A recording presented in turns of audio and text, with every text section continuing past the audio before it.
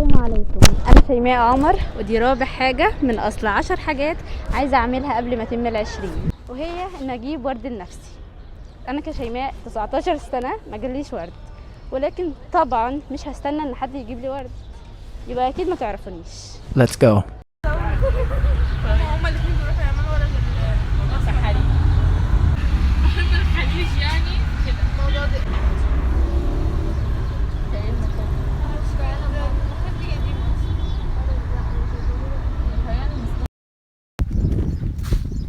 اخيرا جبنا ورد وكافئنا نفسنا، مش منتظرين حد يجيب لنا ورد، على فكره بنجيب لنفسنا عادي.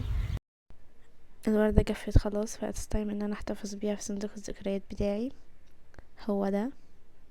هوريكم صور من حفلة التخرج اللي شاركت في تنظيمها، عينيهم عشان احتفظ بيهم واوريهم لاحفادي. والورد جف خلاص، فاتستايم ان احنا نحتفظ بيه. انتهت رابع حاجة من اصل 10 حاجات.